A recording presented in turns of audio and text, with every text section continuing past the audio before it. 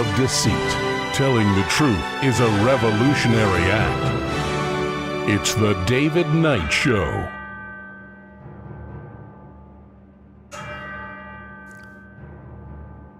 As the clock strikes 13, it's Monday, the 17th of August, year of our Lord 2026.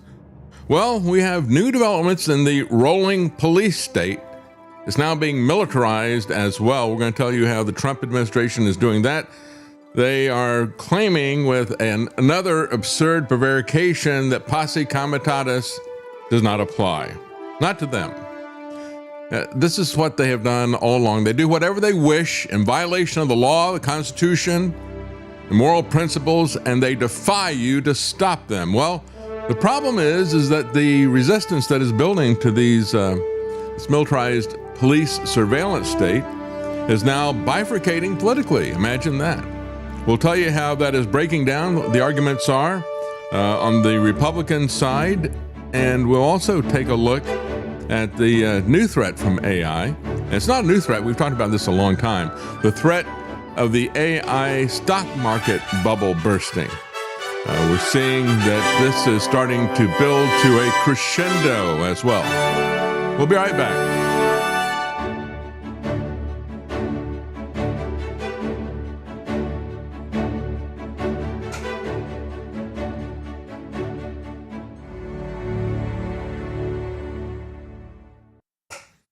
Well, another weekend and another meme fantasy from Donald Trump. I guess maybe they should say, well, the only reason we're going to all these data centers is because Trump likes to do these ridiculous memes so much. Of course, that's not it, right? But that is what he does over the weekend. And the reality is that at this point in time, he just wants people to talk about that fantasy world that he creates on social media and not about the real world and the damage that he's doing there. And he did just that. He put out a bunch of memes with him alongside George Washington. One of these things is not like the other. And on a high horse, especially. And so he's got that out there. And then he finishes up with this dark meme in black and white, kind of a film noir look, saying we're going to win in 2028, just feeding the people, trolling the people on the left. And they bought it hook, line, and sinker. And so they don't want to talk about the reality of what this guy is doing, which is bad enough. Some MAGA people are starting to get the picture, though. This is an example of what I've said is the bad way that they're enforcing the border. And I think we need to have border enforcement. And we need to look at what's happening to Ceuta, the enclave in Morocco that belongs to Spain. When you look at things like that, and when you look at the massive welfare state, again, the best thing you could do is to shut down the welfare state, I think, to all immigrants, legal or illegal. If you want the Ellis Island effect, that's it. No welfare state, right? And so that's the first thing that needs to be done. But what Trump is doing with over-the-top authoritarian law enforcement is backfiring even on some of his MAGA loyalists. A lot of people picked up this story about a guy who was a big Trump supporter, and his key issue was the border. But his wife is from Russia. She immigrated in 2021. She was going through the process, trying to obey the law. She wasn't on welfare. He was supporting her. She gets picked up at the airport. And then it's not just that they say, well, we might deport you. That's bad enough. When she's going through the process and trying to comply with this, and there wasn't any issues with it. But it's a horrific way that she was treated. The conditions in the prison. And she's walking around now with an ankle bracelet, had $35,000 bond. This is a guy who 40 years old, and they flew from San Francisco down to L.A., going to Burbank. And as they get off, he says, this is a guy who says, well, I've supported Trump all along and a big supporter of Trump. But he said, my wife didn't jump a wall. She didn't swim a river. She came in Trump's big, beautiful front door. And so, again, he said he voted for Trump 3 times, mainly because of immigration policy. Be careful what you wish for, right? It's all in how it is implemented, isn't it? And so they said, congratulations, you've been chosen for secondary screening. She was handcuffed, taken to a holding cell in an unmarked vehicle. She said she spent a great deal of time first night sleeping on the floor, and she talked about how horrific the conditions were inside the prison, especially for other people. A pregnant woman she talked about. She was held in a detention cell for 16 days, spending the first night on the floor of a basement holding cell in downtown L.A. before being held for 2 weeks at a detention center and released on $35,000 bail with an ankle bracelet. So we've been seeing this type of thing over and over again. As a matter of fact, she said that there were only 4 showers for 120 women. Safe drinking water, she said, was rare. This month, the family of an ICE detainee in California published a video that appears to reveal worm-like creatures swimming in a bottle of drinking water the detainees were given. Do they give them ivermectin? I don't I doubt it. So she said, we're living in fear in our own country. Well, now, of course, Homeland Security spokesperson denies it. They deny it when they kill somebody. They deny it when they kill somebody and you got a crowd of people, each of them with a cell phone from a different angle. They still deny it, don't they? And so she said while she was there, she saw treatment denied to a pregnant woman who was there and needed help. So these people are being picked up who have active immigration cases. They're trying to comply with the law. And they have no criminal history. How many times have we seen this? Over and over again.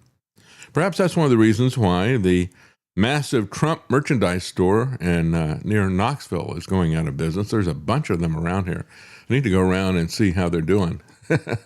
This guy, the store owner, was pretty upfront about it. He said, yeah, nobody's coming anymore. He said they come in, they don't have the money to buy things because of the war and gas prices and tariffs that Trump has put in.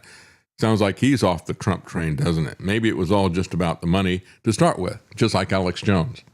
A large store in Tennessee that exclusively sells Trump merchandise is closing due to a lack of shoppers. And so they have a big Trump billboard out front, and then they have a brick outhouse. They put a sign on it, said Democrat Superstore. There you go. There's partisanship at its stupidest, right? Selling off its remaining inventory at 50% discount, going out of business. He admitted the closure is due to a lack of customers. He made the admission to Slate while he was pushing back against another story that had been published by local news, the Knox News. The Knox News claimed that he was shutting down because he was retiring and moving south. He goes, well, I've got property down in Florida, but that's not the reason I'm shutting the store down. I'm shutting the store down because nobody's coming anymore, he said. He said he recalled the days following the assassination attempt on Trump in July of 2024, saying it was huge. It was huge. It was really big. He said people are waiting to walk in the door. Everybody was going choo-choo Trump train. This whole building was moving. I mean, it was unbelievable. Yeah, enough to buy a home in Florida with, I guess. He admitted that Trump's popularity was dwindling. He noted a lot of people are struggling with their finances in the face of Trump's tariffs, high gas prices resulting from his war in Iran. He said people are saying, I don't know if I'm going to do a full load of groceries or if I'm going to be able to pay my electric bill, put it on a credit card maybe this month. That's exactly right. Does Trump care about any of that? No, actually, he doesn't. He says he doesn't even apologize for this, as a matter of fact. Listen to what he has to say. So I just say this. So for you to pay a tiny little bit more for your gasoline. Says a guy who made billions. You're doing it so that a very evil country cannot have a country. Really, it's the number one state sponsor of terror in the world. Wait a minute. Israel's already got weapons. So do we. So remember that when you have to pay a little bit more, you're at $4. It's okay. I mean, it's I'm not. I'll never apologize. I did the right thing. Yeah, right. So number one sponsor of state terrorism. Let's see. Who was it that created and funded ISIS? That'd be us, wouldn't it? And who was it that put Hamas in Gaza? That would be Netanyahu, wasn't it? Okay, so we see that game that you're playing, and we know who the state sponsors of terrorism are. I'm not saying Iran's a good guy. I'm just saying that we all know that this was not warranted. This is just geopolitics. In the case of Netanyahu, it's their Zionist politics. In the case of Trump, it's ego politics. They realized that he was puffed up with pride after what he did in Venezuela, criminally and illegally, that operation there. And Lindsey Graham and Netanyahu struck while the ego was hot. And they told him that, it'd be a piece of cake, right? Don't worry about the Strait of Hormuz or anything else. Just go in there, right? The CIA's Ratcliffe said, this is a farcical plan. And he was right. And others pushed back against it, but he did it. And so he's not going to say he's sorry. No, it needed to be done, didn't it? Yeah, no, it didn't. And I see these comments. Most of the people agreed that it didn't need to be done, but I saw also comments saying, well, he's the only president who would take on Iran for 50 years. You are so profoundly ignorant if you say that. Stop with the 47, 86-47, folks. It has been 73 years since we took on Iran. Yes, the American government took them on. We overthrew their government that was elected. And we put in a king, a Shah. That's Persian for king. And then we trained his ruthless secret police. That went on for about 25 years or so before they got angry enough to overthrow the government. And then, of course, they jumped out of the frying pan and into the fire. The Ayatollahs know better for them. But that is the blowback that was created by the CIA and their insanity that's there. So now, when I said Trump is finding new ways to militarize the police, and I mean literally militarize them, make the police the military. U.S. troops can now make arrests in militarized border zones, claims the Department of Justice. Well, somebody needs to take this to the Supreme Court. Hopefully there's some people there who see through all of this. But it's just more authoritarian precedents, isn't it, from President Trump. He's constantly removing the guardrails, constantly pushing to create a lawless, tyrannical, authoritarian state. So now what they're saying is troops deployed at designated border defense zones should have the authority to make arrests, according to an advisory opinion authored by the Department of Justice, published on the 14th, published last Friday. Though the Posse Comitatus Act is there that prohibits the use of the military, Trump has increasingly called on the military to help secure the border and to police cities and so forth. This is a repeating pattern that he has done. What is the prevarication that they're using for this? Well, they're claiming that they said this is nothing new. We've always had the ability for the military to make arrests when somebody's at a military base, except these are not military bases. There are no standing structures. They're not well marked. It's open terrain. This is just an area. And they come in and say that this is a national defense area. Just an open area. Nothing there, no markers even. And now they claim that that designated national defense area is a military base. Therefore, as a military base, blah, blah, blah, we can do all the military police can arrest people and so forth. So none of that is true.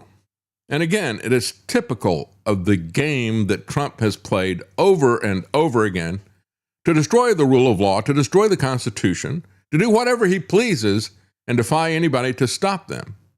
And so you have this criminal Department of Justice under his pedophile lawyer coverage, covered up for him. There's no allegations that Todd Blanche was part of the pedophile stuff, but there's plenty of allegations that Trump was.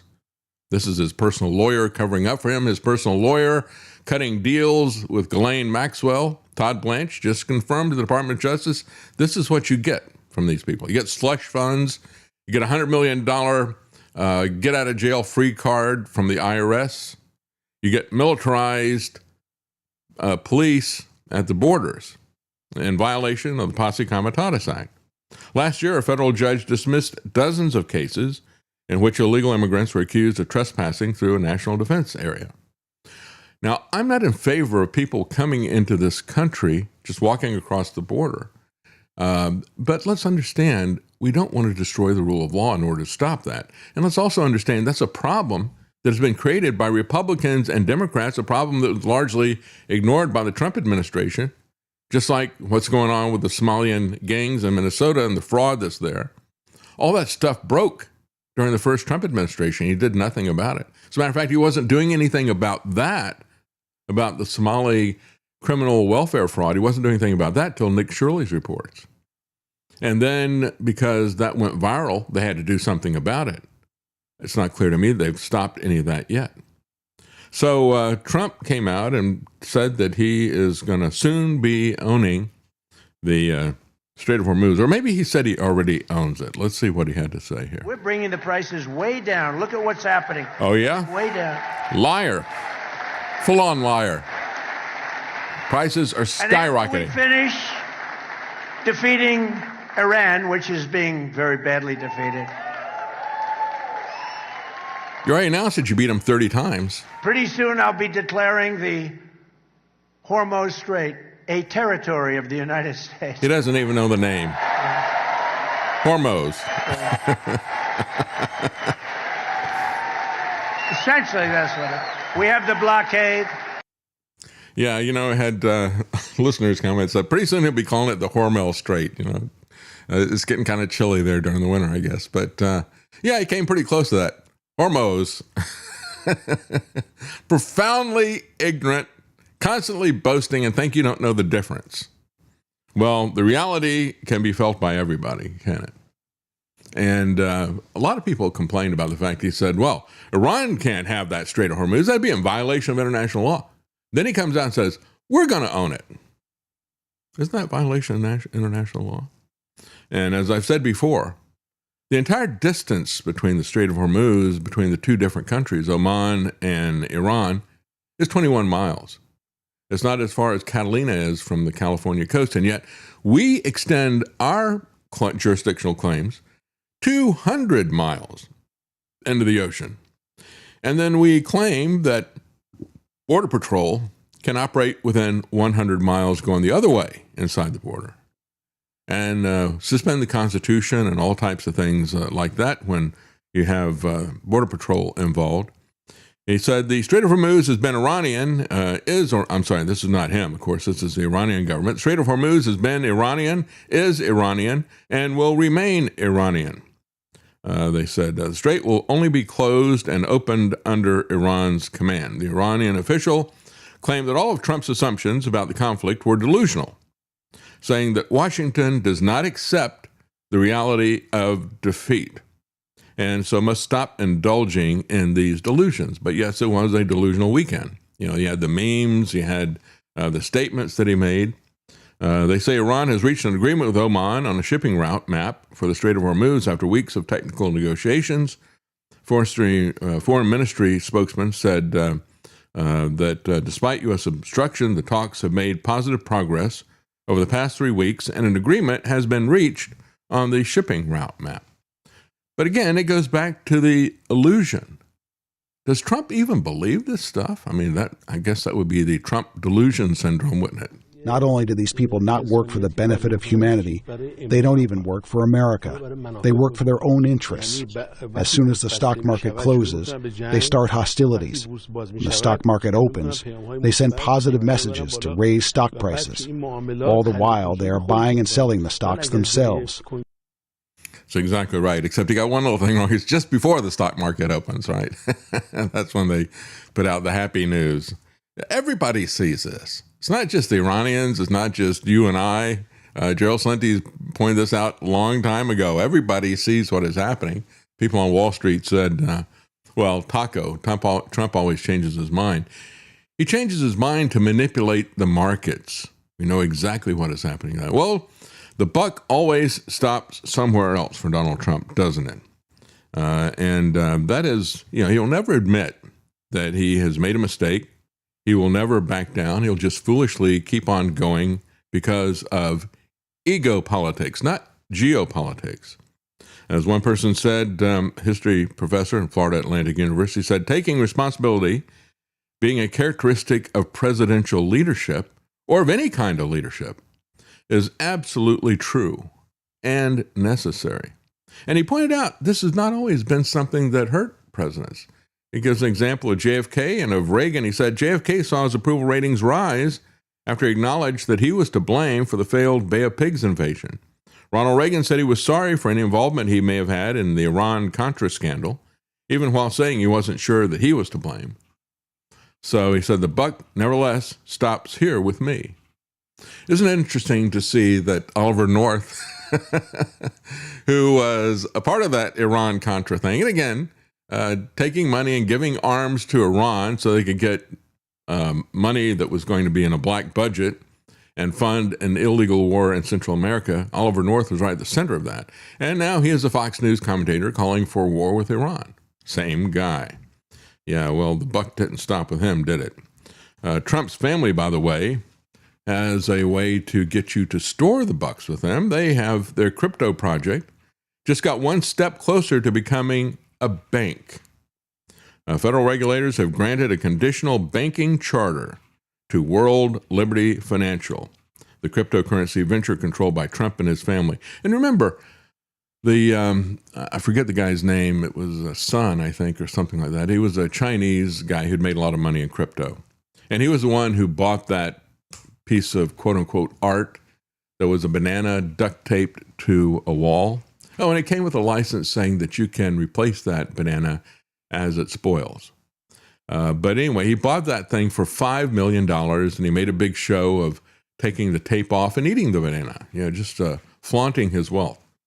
Well, he also had some problems with federal regulators here in the United States, and they all went away because as soon as Trump got in, he had been one of the early investors into World Liberty Financial, and he invested at a very critical time for their survival and put a lot of money into it. And so when Trump gets in, he takes care of his cronies, doesn't he? And I've said for the longest time, what is going on with this push towards a digital currency really is taking us from CBDC to the next stage, CCDC. Instead of central bank digital currency, how about crony capitalist digital currency? Or how about crony corruption digital currency? And that's really what we're looking at. The Office of the Comptroller of the Currency, led by a Trump appointee, of course, announced the decision on Friday. This will allow World Liberty Financial to issue its own stablecoin tokens without relying on an intermediary. And so just like Lucky Lutnick, Howard Lutnick, another Epstein crony, I said for the longest time, he's involved with Tether, which is already one of the biggest stablecoins. I said, this is all set up for him to make tremendous amounts of money as they move to a stablecoin and away from actual currency. And they're doing that very rapidly right now. And but now, of course, the Trump family's got to wet their beak as well, right? We got another mafia family that needs to get in on this. Trump earned $65 million in 2025 from the sale of shares in World Liberty Financial.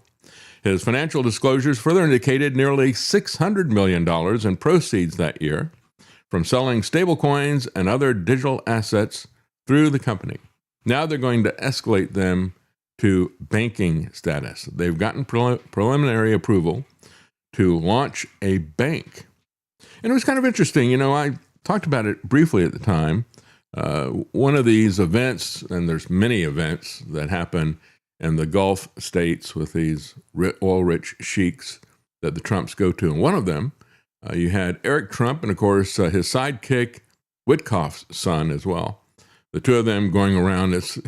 We had Hunter Biden under Joe Biden. Now we got two of them. We got two Nepo babies involved in corruption going around cashing in on this stuff. And so they were there at one of these conferences in a Gulf state. And Eric Trump was saying at the time, all banks are going to be gone within 10 years, going to be replaced with stablecoins. Well, this is their bridge to that, right? They can operate as a bank in the transitional process, but then they want to go to a full-on stablecoin as well. Well, some people are on to the corruption, as a matter of fact. The BBC is seeking to subpoena Trump family members in their defamation suit. Remember, Trump said, well, I don't like the way you reported the news. We see this happening all the time. We got an amazing report from James O'Keefe showing corruption in the elections. We're going to show that to you here in a moment. But the reaction of the of the government there was to come after him, not to take action on it. Same thing that we saw with David Leiden with the Center for Medical Progress when he videotaped the fact that Planned Parenthood was selling baby parts. You tell us what you need and we'll kill a baby and give it to you, that type of thing. Rather than come after that crime, you had, it was Kamala Harris was the Attorney General in California at the time, Lala Harris. And then she was followed by Javier Becerra. And both of them came after David Leiden and the Center for Medical Progress, said, how dare you record them? They won't come after the crime. And so the same type of thing is happening over and over again with these people. The BBC is trying to subpoena Trump because Trump sued them. So I don't like the way you covered this, which is essentially what is happening with the James O'Keefe thing. How dare you expose this, just like David Leiden. We're not going to do anything about the crime that you exposed. We're going to come after you. We're going to shoot the messenger. And so lawyers for the BBC say Trump family members, without question, have personal knowledge about what was going on with January 6th. And folks, that was one of the biggest grifts of his first term. All that Stop the Steal stuff. He and Alex Jones, it was just amazing the grift that they were pulling on people. He got between $250 and $500 million, depending on who you ask. Trump did. I don't know how many millions Alex made, but yeah, it was up there. And ripped off his own people, sent them into a trap, and then abandoned them. Did not give them a pardon when he could have and should have. And so now he is suing the BBC for talking about some of this stuff. It'll be interesting to find out some information about what really happened with that. We're going to take a quick break, and as I said, we're going to be back in just a brief time here. We're going to talk about what is going on with what's going on with James O'Keefe, another example of major corruption in a country. So we're going to take a quick break, folks, and we will be right back.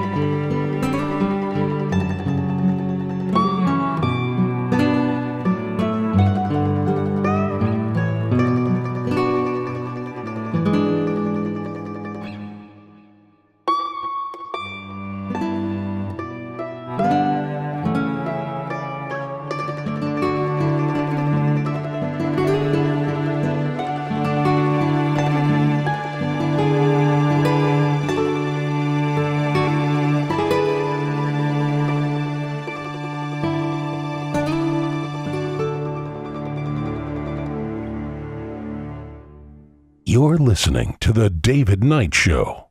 Hello, it's me, Volodymyr Zelensky. I'm so tired of wearing these same t-shirts everywhere for years. You'd think with all the billions I've skimmed off America, I could dress better. And I could, if only David Knight would send me one of his beautiful gray MacGuffin hoodies or a new black t-shirt with the MacGuffin logo in blue. But he told me to get lost. Maybe one of you American suckers can buy me some at thedavidknightshow.com. You should be able to buy me several hundred. Those amazing sand-colored microphone hoodies are so beautiful.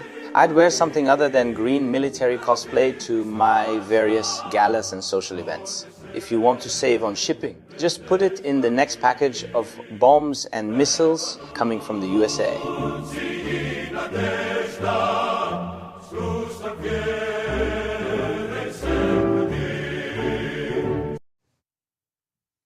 Well, welcome back. Comment from Audi Modern Retro Radio. He says Navy officers and ICE detainees are living in similar conditions based on reports. So, yeah, I would say that's true. It's horrific conditions.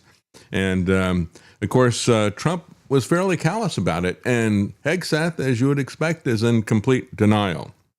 But the families of the people on board the USS Abraham Lincoln are pressing Navy leaders over the sailors' mental health. And when you look at this, it truly is amazing. Our aircraft carriers have become aircraft carriers, in a sense, what is happening on board. And it's not just this one. Remember, we had the other aircraft carrier that said that it had laundry fires and had septic systems backing up. And they said, well, we've had problems with this system in the past. And I said, well, I wonder if that's the case, or if really they got hit and they don't want to admit that they got hit. But apparently, it looks like it is an inherent problem because this one is also seeing many of the same things. One spouse tearfully told officials that she received a message from her husband saying that he hopes he doesn't wake up tomorrow. I talked about that on Friday. And again, this is coming out of Stars and Stripes. This is coming out of many military publications that are there. And as Trump was stopped on the tarmac, and I've got the clip here, but the audio is just incomprehensible. Maybe there's a better one I can find somewhere, but I didn't have the good audio on it, so I won't play it for you. But basically, when he was asked by a reporter, they said, is 8 or 9 months, is that too long for these carriers? Oh, no, it's not nearly long enough. Totally disconnected from what is happening with America and totally disconnected with the military. Just remember, he's willing to send these people to die for Israel, isn't he? No question about it. He doesn't value their lives. Why would he care about the conditions that they're living in? The worries expressed at Thursday's meetings in San Diego echo those raised independently with Stars and Stripes by sailors and family members in recent weeks. And again, they've gotten the text messages, and it is horrific. The pictures of what the alleged food looks like is insane. They've now been deployed for more than 8 months, including a record-breaking number of days at sea without a port stop. They've been at sea for 250 days. Typically, they go 30 to 45 days for a port stop, but they've been at sea for 250 days. It's gone through much of the deployment without any regular port calls. Port calls that typically give carrier crews a break from life at sea. Carriers generally pull into port every 30 to 45 days to allow for replenishment, maintenance, and crew rest. But of course, none of that is happening right now. One person said, "My son is currently on a ship, and listening him say that he and his shipmates constantly think about jumping off the ship just for relief is so hard to listen to. Our loved ones are out there fighting with no understanding as to what they're defending." That's right. There is no understanding for it. Who can understand what we are doing for Israel, right? Unless you watch Mark Levin. Fight them to the last American. Die for Israel. That's right. That's what we're fighting for. We're fighting for the Mark Levins of this world who have Trump's ear and the Israeli government that's got his pocketbook. So again, Trump has a callous response as U.S. soldiers are throwing themselves overboard. Not nearly long enough. That's what he's telling people. So since the start of, and they got this right at the Daily Mail, this is a UK publication, they called it Trump's war. Let's stop calling it the Iran conflict. It's not a conflict, it's a war. And it's a war that Iran did not start. Trump started it for Israel. So it is Trump's war. And it is the albatross, hopefully, around the GOP's neck. It should be. They should pay a price for this. Reports have surfaced of food shortages, rationing aboard the Lincoln, accompanied by grim images of their meals. And again, they're saying we don't have any meat. We don't have any fresh meat. A lot of the meat that we get is spoiled. We have no milk. We have no vegetables. And yet, what is the response from that guy who seems to love the military so much? Pete Hegseth. Completely misrepresented. Listen, we make sure at every ship, every crew, every captain has everything we can provide them at every single moment. They'll just lie about everything. Than others, and I have more respect and gratitude for those sailors than anybody. What they do in those high seas and those austere conditions with less port calls, it's incredible. I mean, Americans don't understand what it's like to do that. So neither do you. As someone who's not been on a ship like that, but been on long deployments, I feel it. I want them home as soon as everybody else do. I want folks rotated as quickly as possible. I want the best for them.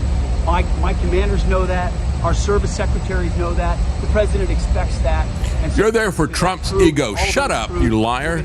I can't believe it. Who are you going to believe? Are you going to believe the people who are desperately writing text messages to their family? Are you going to believe the pictures that they send of what the slop that they're getting there?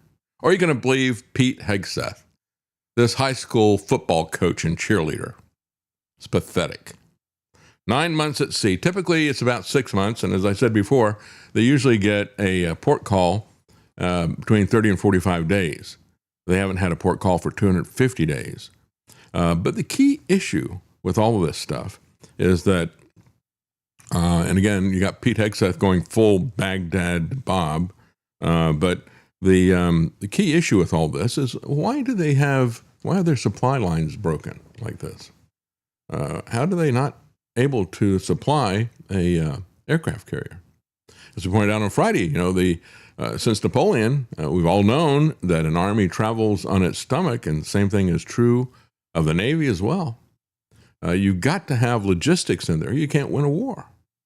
But what is the matter with this? Did they not plan? I mean, certainly they didn't plan for the Strait of Hormuz, did they?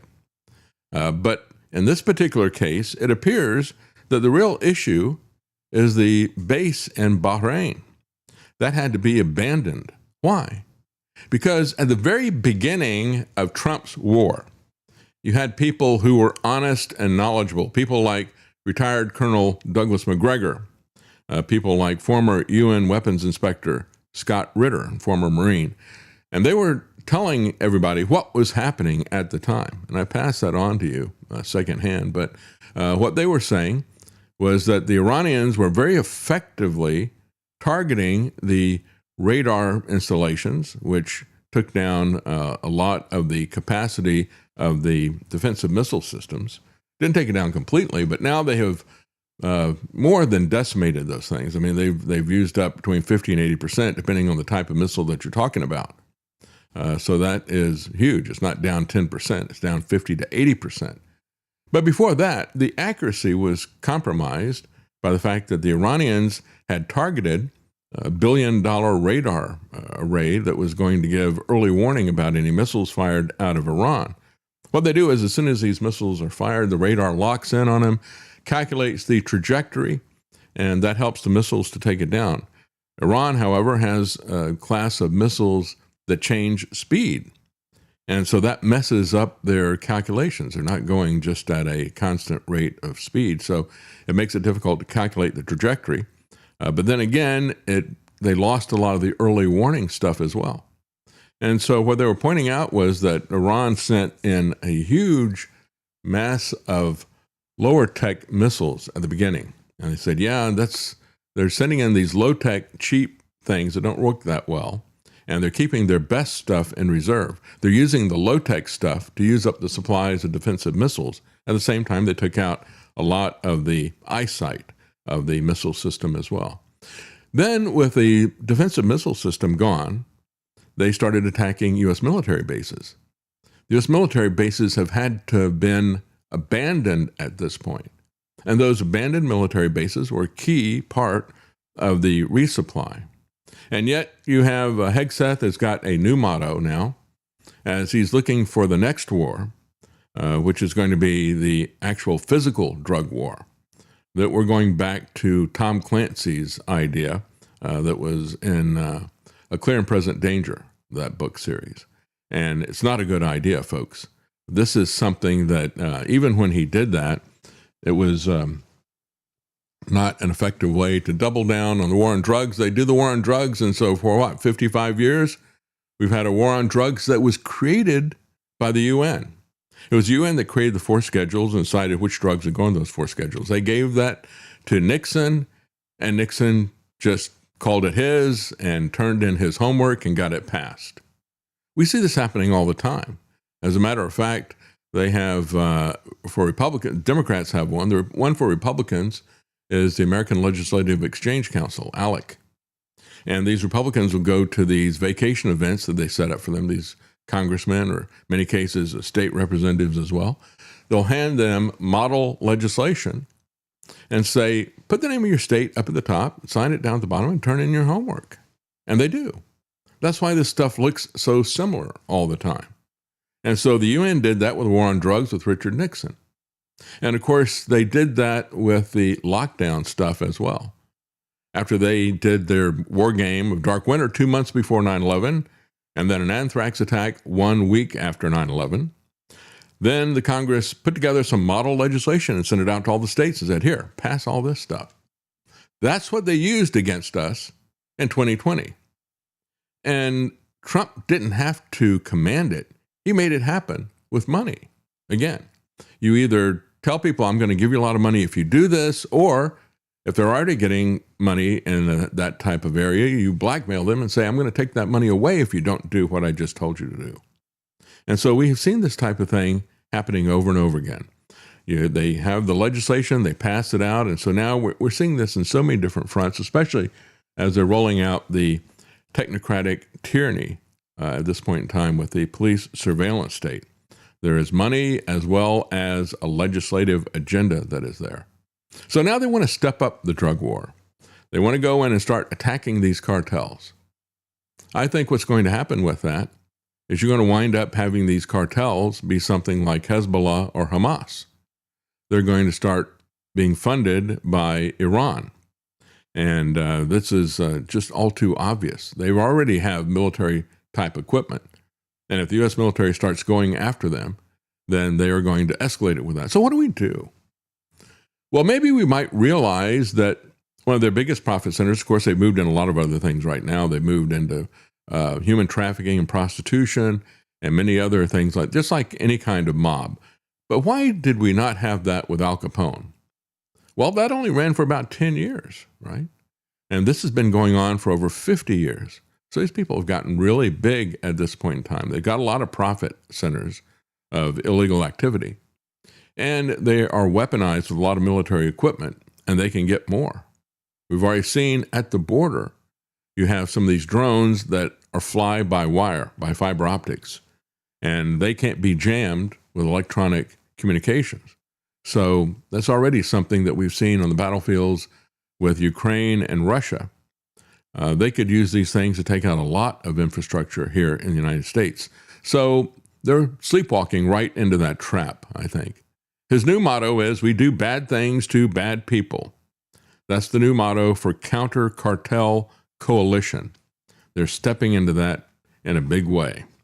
And it is another thing that is going to blow back and backfire on us. But again, the real issue with this carrier is also the issue that many people are talking about in terms of the overreach and decline of the American empire. The fact that the military bases and the aircraft carriers are all tied together, that is being broken in this dirty little war that Trump has started. And it is something that is far worse than the defeat that we suffered in Vietnam. That did nothing to American prestige and American empire. Not that I support an American empire. You got to understand that this American empire is not in the interest of the American people. We want a republic, not an empire. But the Navy's carrier problems are tied to attacks on the U.S. base early in the war.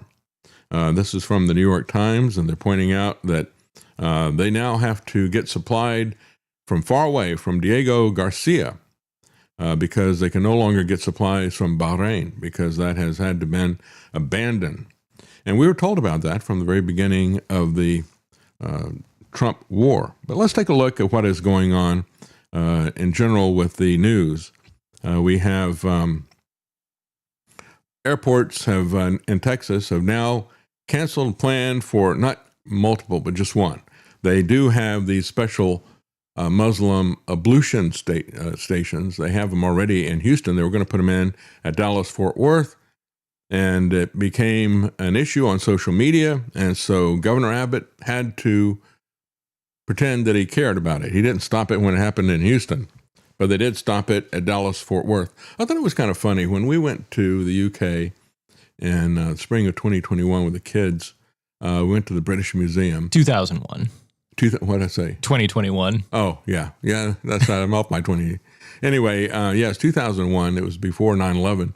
And we went to the British Museum and went into the restroom, and they had all these signs up. Do not use the sinks for your morning ablutions. I thought, what in the world is an ablution?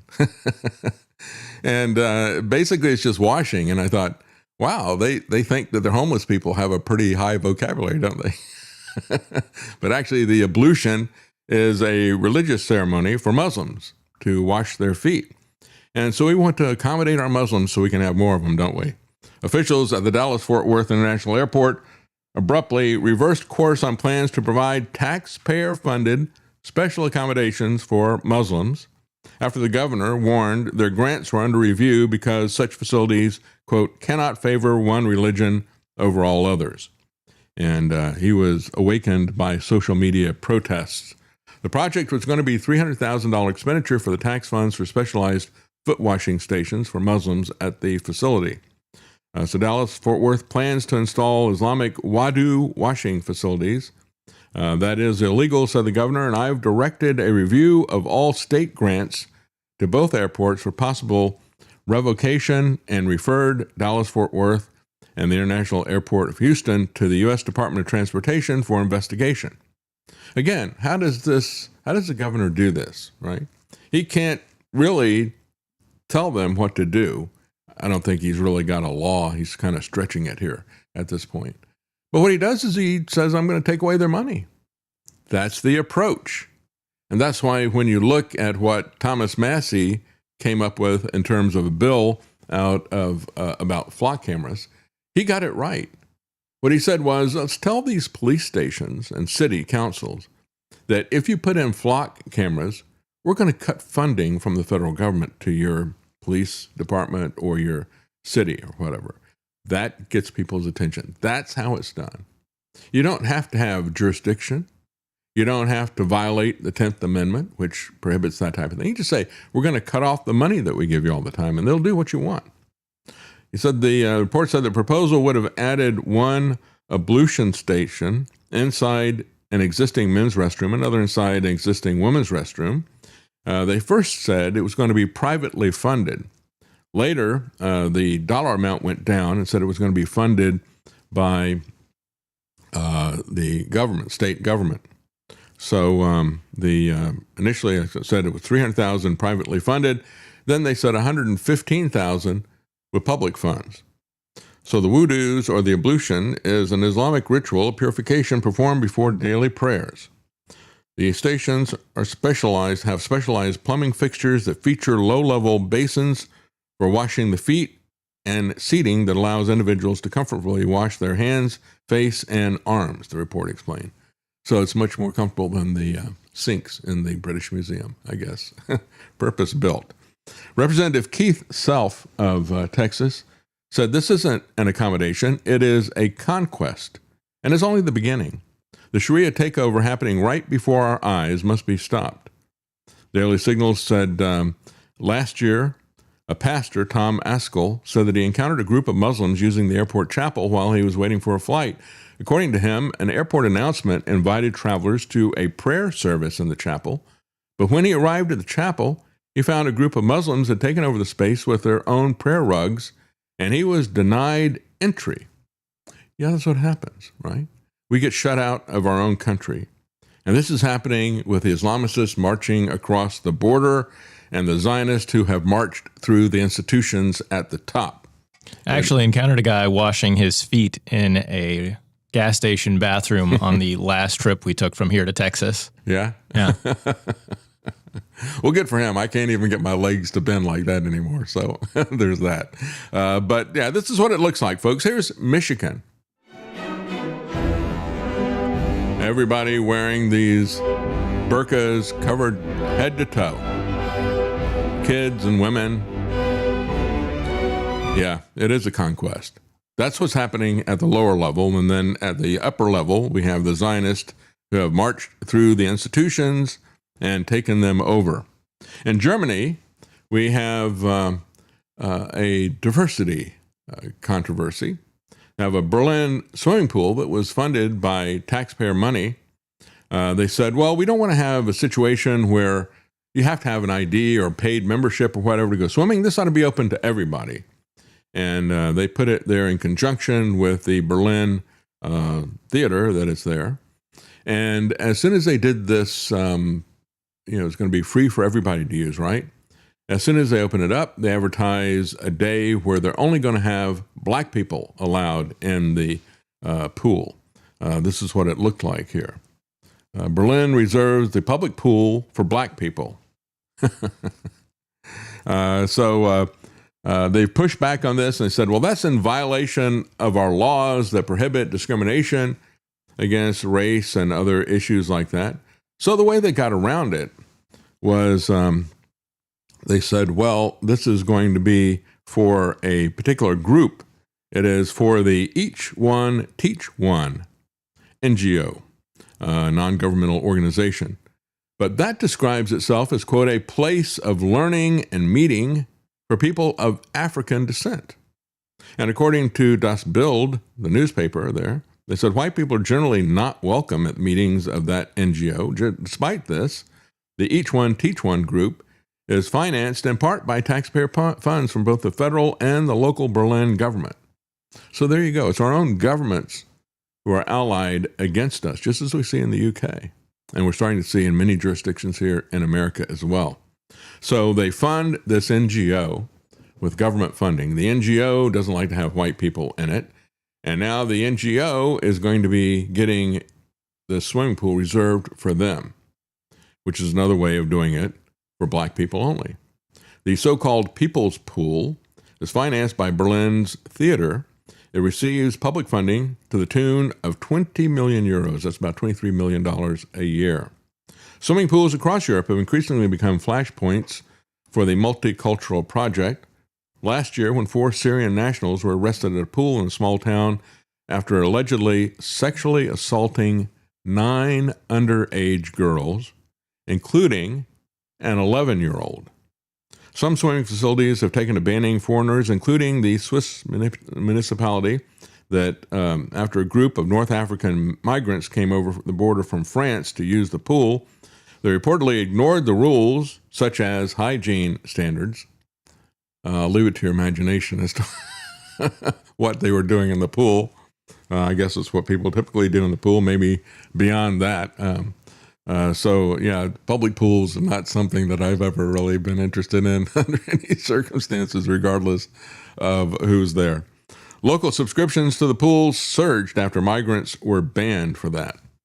And yet, when you look at Ceuta, remember the enclave there, the Spanish enclave that is that is contiguous with Morocco, and they invaded it, that is still going on. As a matter of fact, look at this. This is a woman complaining to the police that they're not doing anything to protect her or other people. She says, I'm terrified. How am I supposed to take the dog out? So my wife says, neither the police nor the military protect me. The dog protects me.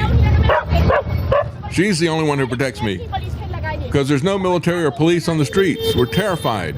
I'm terrified, she said.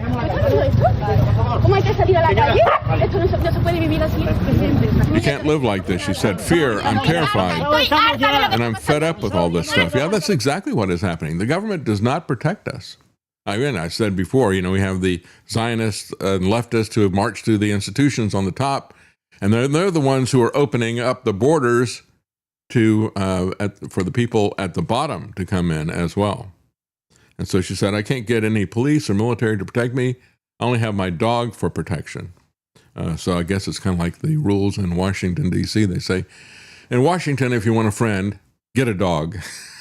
I guess that's, if you want protection, get a dog as well. And that wasn't even a bad dog. I mean, that was looked like a golden retriever or something. It wasn't a pit bull or anything. She needs to step it up. She needs something vicious. Large mastiff, perhaps. That's right.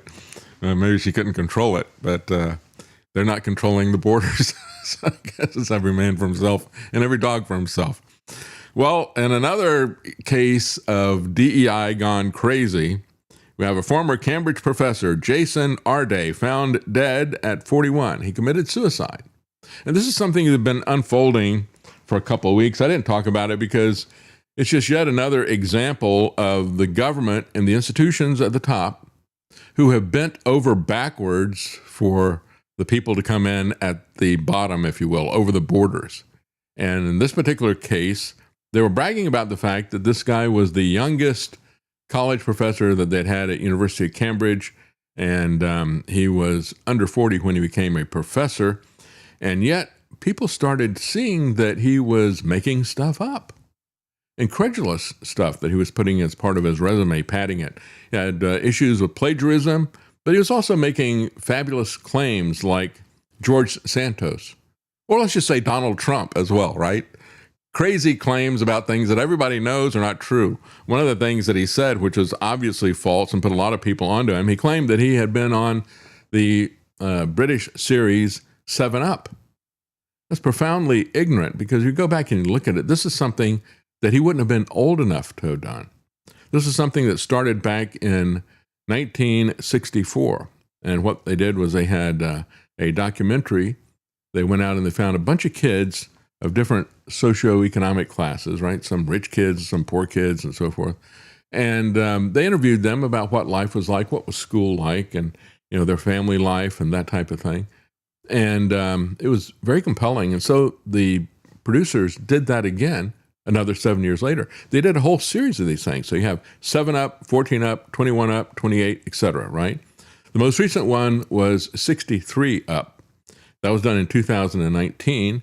And so again, this guy is off by a few decades in terms of his age and qualifying for that. They were all done, by the way, by a director who did some Hollywood films later as well. He started out doing these documentaries, and he got some big budget films, none of which I really liked or even bothered to look at. Gorillas in the Mist, one of these types of things. And but Michael Apted, but he just recently died, so he won't be doing the final one, which is 70 Up.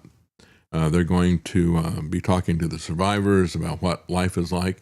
I've seen some of those, and actually pretty interesting, but there's absolutely no way this guy would have been able to be in it. It was a real red flag to a lot of people. But when people started asking him questions to verify this, they called the police on him. And the police showed up, the people who questioned this guy who was lying to everybody. His sudden passing comes a week after he stepped down. He was a professor of the sociology of education. That's what you study if you want to get a BS degree. And I don't mean Bachelor of Science. What an accomplishment. He cited an unrelenting level of public scrutiny. You think? Yeah, that's what happens when you lie continually. Yeah. His lies are all ridiculous. They're all as stupid and obvious as his 7 Up, claiming he ran 600 miles in 6 days or, 30 marathons in 35 days. And it's just, to do that, you have to have very specific genetics and be at the very, very top of your field. This is something very, very few people on the entire planet can do. Yeah. It'd be documented. He claimed he raised millions of dollars for charity. Claimed he was an assistant professor at all these different places, and that sort of thing. And there's no records. They did zero checking. It was the most obvious, bold-faced lie. Anybody on the street, you could have walked up like, do you believe this resume? And they would have said, no, this is obviously fake. Well, he checked all the DEI boxes. That's all they needed to see there, right? They didn't need to go back and verify anything in his resume. And we have seen this over and over again. When you look at George Santos, for example, or even Donald Trump. We'll just leave it there. We're going to take a quick break, and we'll be right back, folks. Stay with us.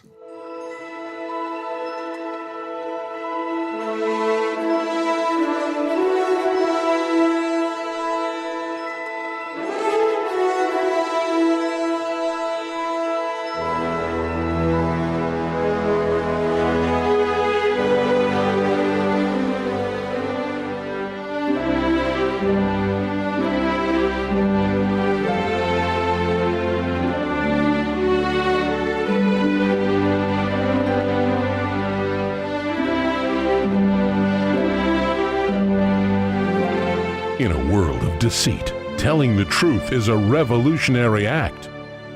You're listening to The David Knight Show. They're doing what in the place they named after me? Good thing I have The David Knight Show to keep me informed on the plots of these traitors. Making sense common again. This is The David Knight Show.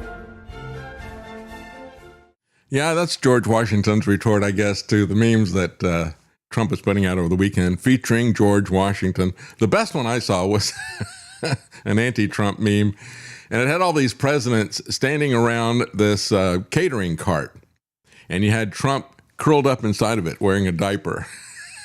They're all looking at him in disdain. I thought that was spot on. I don't have that to show you here, but what I do want to show you is the report from James O'Keefe.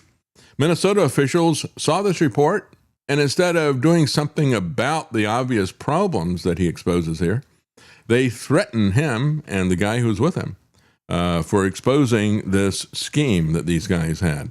This is what he found there. Let's see here. It is. Here we go. That I'm vouching for them. The name is William Pomerantz. The question about the vouching program, vouching. I can vouch for them, but they are not registered. That's okay. That's fine. Can I bring 5 more from up to 8 people? Okay, that's a good thing. We go back and we get Krishna and Ernesto and Mohammed. In Minnesota, you can show up on election day and vouch for up to 8 unregistered voters. Members of the Justice League dress up in traditional Muslim attire, including a transgender wearing a burqa, and put this vouching law to an extreme test on primary day, August 11th. Gonna be a baller, shot caller, 20-inch blades on the Impala. The vouching.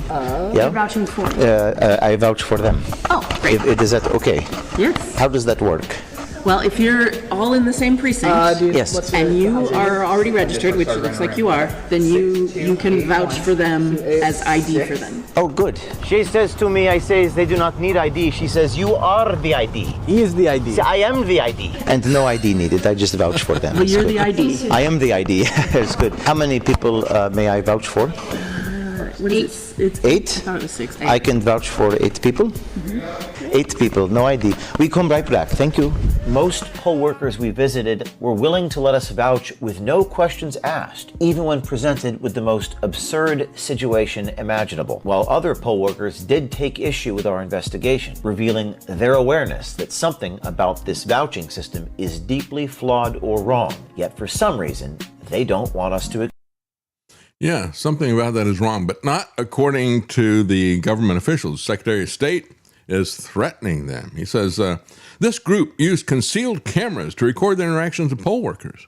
Yeah. What they showed was that not only the poll workers not requiring ID, but they also have no ID what's happening here with this. And they don't care. O'Keefe and the other people with him released the video documenting how they were told that they could if registered voters, and again, she doesn't check any of that. Are you a registered voter? Are you in the same district as they are? Well, then okay, then you can vouch for them. How does she know that they're in the same district? How does she know that he's a registered voter? None of that. So they can vouch for up to 8 more unregistered people in a plan that was set up by Minnesota that would then allow those 8 to vote immediately. As a matter of fact, as they're leaving, they said, wait, you forgot to vote. Please come back and vote. It's clownish, isn't it? So the Secretary of State's name is Steve Simon. James O'Keefe said, so why is Steve Simon threatening us with an election worker says, you are the ID? He said, clearly some election officials told us that we could vouch for 8 people. Again, it's the same type of thing that you see over and over again where you expose murder of babies for body parts or other things like that. The government officials will come after you. Minnesota local news quotes the Secretary of State throwing veiled threats at myself and the Citizens for Justice League, is what they call themselves, wearing a burqa and exposing vulnerabilities in the state's voting laws. So what the Secretary of State said is that they released a heavily edited video. Well, yeah, they're always released that way. This is why when you look at Trump's lawsuits against CBS 60 Minutes and lawsuits against other organizations, you edited it. Everybody edits it. I mean, I frequently will find a clip that's maybe minute 30 long, and there's some dead space in there. There's a little bit of time before they get to the meat of what is being happened. So I cut it off. It doesn't change the context. I don't want to lose context on it. But, when you got something, nothing is happening. I mean, we even edit home videos. I mean, you got a situation where, you're taking home videos and nothing is happening, and all of a sudden the kid dumps the birthday cake on somebody's head. So that's the part that you want. Oh, wait a minute, that's edited. That didn't happen all the time. Well, of course we understand that. It's not a matter of if something was edited. It's if it was deceptively edited. Right. If the intent was changed. That's right. And yet that was the argument rightfully made by CBS against Trump's lawsuit. There wasn't anything that was deceptive. There wasn't anything that was consequential about what they edited for the Lala Harris interview. And Trump had won the election, but he just wanted to get even with them and to intimidate them, and he did intimidate them, and they eventually settled with him because the owner wanted to sell the company and could only sell the company if they settled that lawsuit. So he got tens of millions of dollars for that. Poll workers immediately reported these visits to local election officials and law enforcement in reviewing the situation, said the Secretary of State. He said the misconduct by this group. Why is that misconduct? Again, if some of the people reported that, that still means that the people that he showed that were doing it, that's not an excuse to say that, well, not everybody was a part of the scheme, but there were people who were a part of it. That's the truth of it. He said, this is totally unacceptable. I have zero tolerance for lying, law-breaking, and disruptions at our polling places.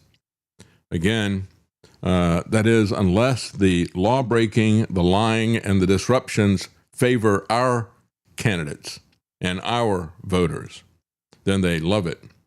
O'Keefe explained the state's voter vouching strategy said under Minnesota statute, registered voter can sign an affidavit affirming that they know another individual resides in the same precinct, allowing that person to register at the polls without presenting standard proof of residence. One registered voter can vouch for up to 8 people. We wanted to find out what this actually looks like inside a polling place and how the election workers would let us take it.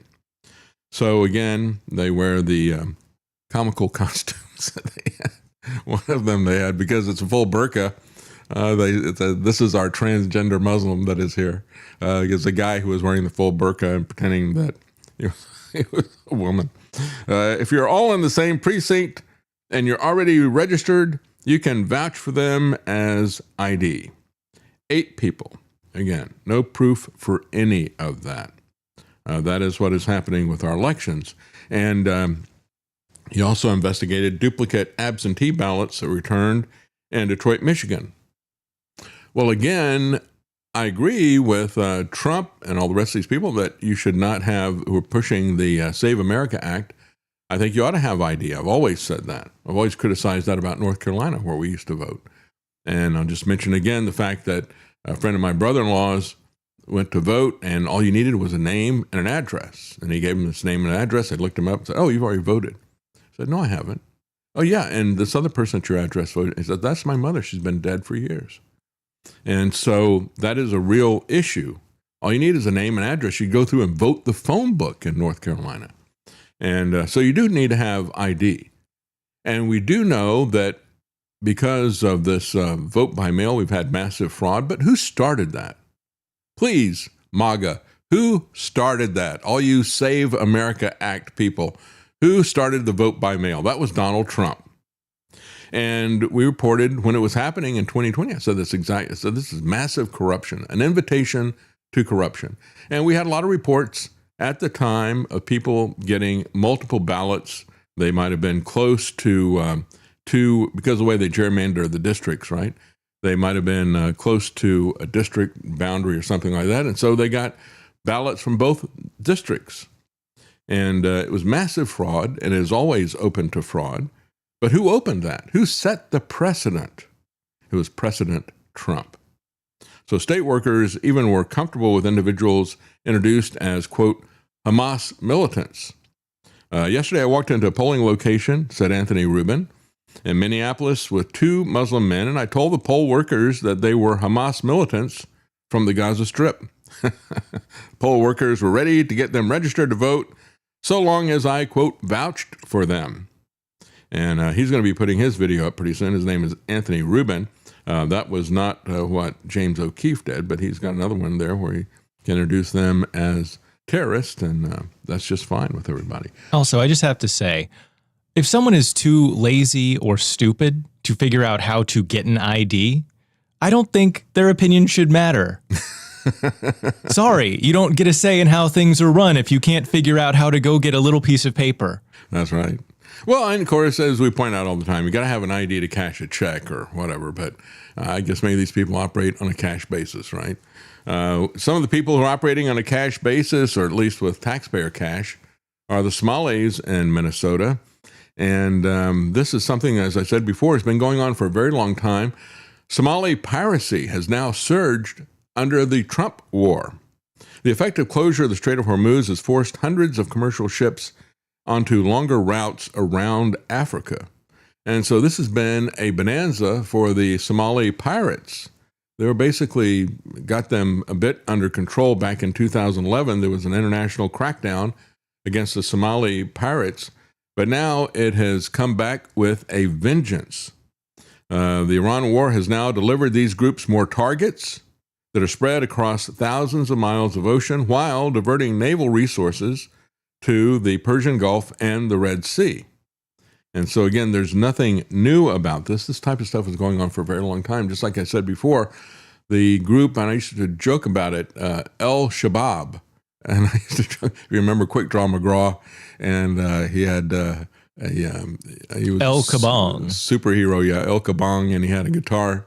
He would hammer over people's heads with a sidekick, Baba Louie or something like that. Anyway, I used to joke about that and play the cartoon as a lead-in when I would talk about El Shabab.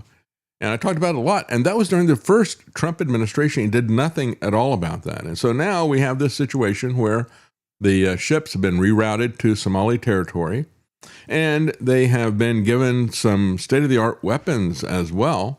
The Houthis have supplied Somali pirate cells with advanced weaponry, military training, and precision GPS tracking devices so they can pinpoint commercial ships. Al-Shabaab, one of the most lethal terrorist groups in Africa, provides onshore logistical backing along with parts of the Somali coast where the pirate gangs launch their operations. And these are the same people who are running these fraud operations in Minneapolis. So the ransom demands have been made for 3 commercial vessels, and they're pretty high. They've taken over 3 ships just recently. One of them, the ransom is $10 million. Another one is $3 million. Third one is $1.5 million. And so this is another income stream for them besides their Minnesota daycare frauds and welfare frauds that they're running and have been running for quite some time. They now have the hijacking that is happening with this as well. So when we look at this happening and we see what happened in Texas in terms of the setting up, welcoming our new visitors, and here are your ablution stations, and we're going to spend hundreds of thousands of dollars in the airport for this. We're headed down the same exact track, folks, as the British. This is something I've had in the deck for a few days. This is a guy in the UK, and he just bought a baseball bat. He either bought it or he was returning it. I forget what it was. But he's got it, the end of it, in a bag.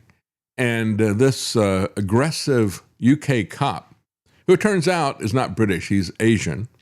So he's an Asian immigrant who becomes a UK cop. He sees him with a baseball bat and he immediately attacks him. And you'll hear the people, as this is happening, well, we don't have any sound on this. I guess I took it down because of language. But as this is happening, all these people are filming it. It's you can find this from a lot of different camera angles as this guy is roughing him up and he's going, I'm not doing anything. And the crowd is saying, fight back, mate, fight back. But of course, you don't want to do that. So he's, pushing him around and shoving him around and hanging on to him until he can get some reinforcements from the police. Simply because in the UK, you're not allowed to have a baseball bat. That's considered to be a weapon. It's considered to be a weapon even if you're walking out of the sports store where you just purchased that. It's considered to be a weapon. This is the two-tier system that they have created in the UK. It's what they want to create here as well. We're going to take a quick break. We'll be right back.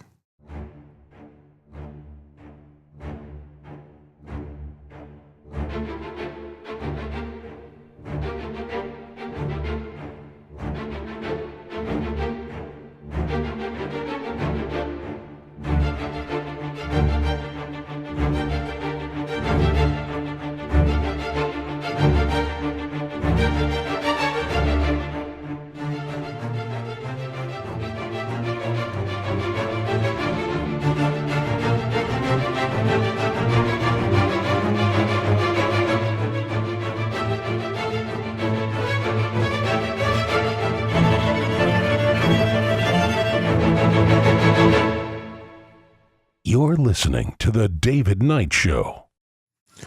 Yes, well, we have Israeli scientists are now going to make plants that produce milk protein. How about that? Paving the way for a cow-free dairy. And they're still going down this canard of climate change, this MacGuffin of climate change. They'll never give this thing up.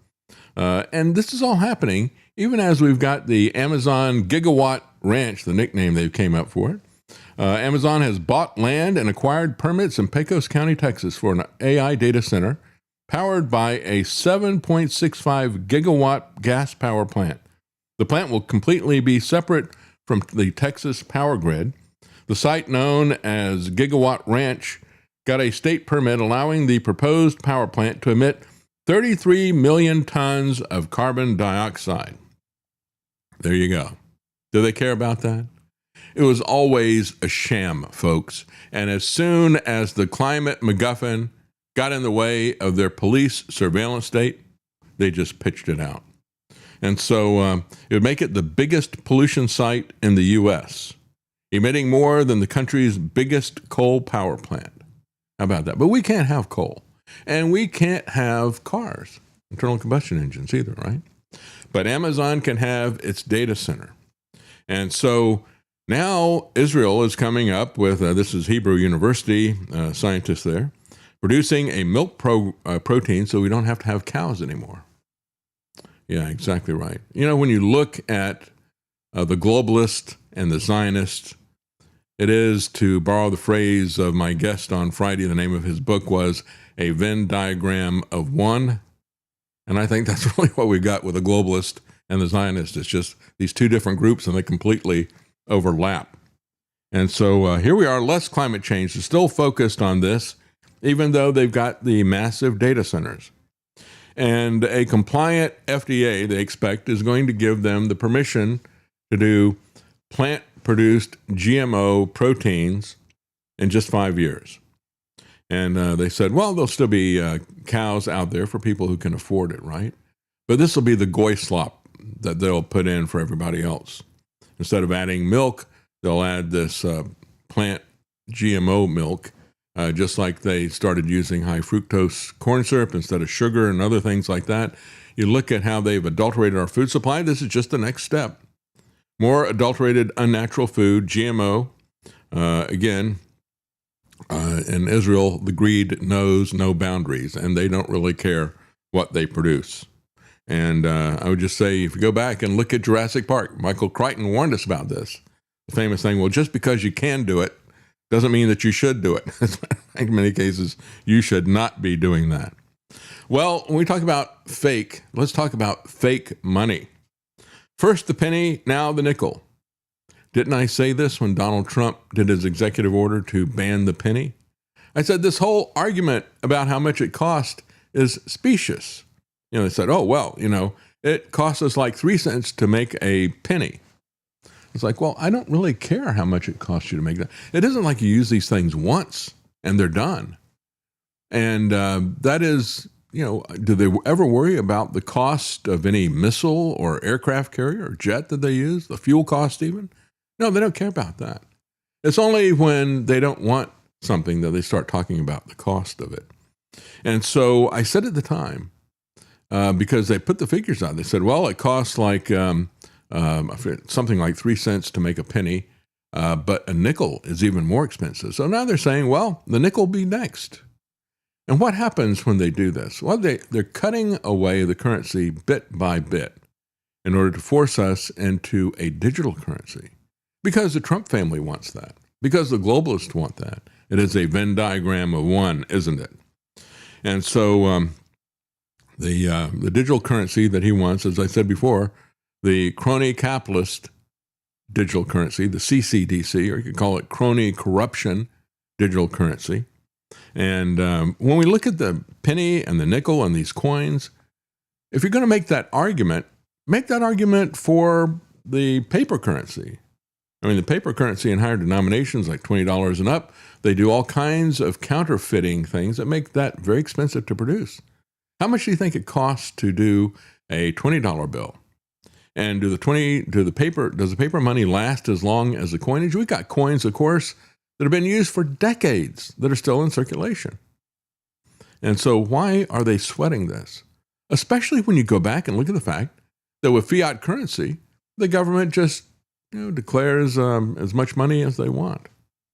Well, that's going to be the argument they're going to make to push us into the digital currency. And so now what they've done, the Senate has passed what they call the Common Sense Act. This is not Thomas Paine's Common Sense. This is CENTS. And what it will do, it was unanimous, by the way, in the Senate. There wasn't a single person in the Senate who sees where this is going. The Common Sense Act would codify the end of penny production, but it would also provide what businesses are demanding. They say, well, wait a minute, we have to be able to give people exact change, so we need you to write a law saying that we don't have to give exact change, that we can round it up or down, depending on how this is set up. And so, again, when you look at this, this is business now cheering this as well. This is how they operate. So now the businesses are in there saying, we need to make it legal for us to round up and round down. Retailers want to be able to round cash transactions to the nearest nickel when they're unable to provide exact change to a customer. Then what happens when they ban the nickel? Well, then the argument will be, look at how much it cost us to make a dime, right? We just need to get rid of cash altogether. It'll be very easy once you've gotten rid of a few coins to start banning the production of paper money as well. Each penny costs us 3.69 cents to produce, said Trump. Called it wasteful. The guy who has been responsible for adding about a quarter of our $40 trillion debt called the production of pennies wasteful. Just chew on that for a while. Yeah, it's a specious argument. Again, they're not used once. They're used for decades each time you create these things. And so when he says the transaction totals for electronic credit card and debit card payments under this new act would still remain exact. Several groups that support businesses and retailers were in support of the bill. Again, Lenin got some things right, didn't he? He said capitalists will sell the rope that's used to hang them. And of course, they'll sell the rope that is used to hang you as well. And that's exactly what they're doing. Very short-sighted. It'll provide retailers with a clear legal authority and protections to round cash transactions. The penny isn't the only coin, however, covered by the legislation. The nickel may be next on the chopping block. Each nickel costs 13.8 cents to make, meaning that the U.S. loses about 8 cents for each nickel. That is not why we have a $40 trillion deficit, folks. Not even close. Nickels are made of about 75% copper, 25% nickel. And that's one of the reasons why it's so expensive, because the price of copper has skyrocketed, like so many other commodities. However, isn't it interesting that rather than debasing the currency, I mean, they could put some cheap slug metal in there and coat it with something. But rather than do that, they've done that in the past, right? When you look at the silver and the dimes and things like that, they've debased the currency with worthless metal, but that's not enough for them. Now they've got to push us into a digital currency. The reality is that they're moving so quickly that rather than debasing the coinage any further, they're just going to ban it entirely. So I suggest a new slogan to you. Benjamin Franklin said, a penny saved is a penny earned. Maybe a penny saved is anonymity earned or anonymity saved. If they take away cash, that is a key move in terms of knowing everything that we do.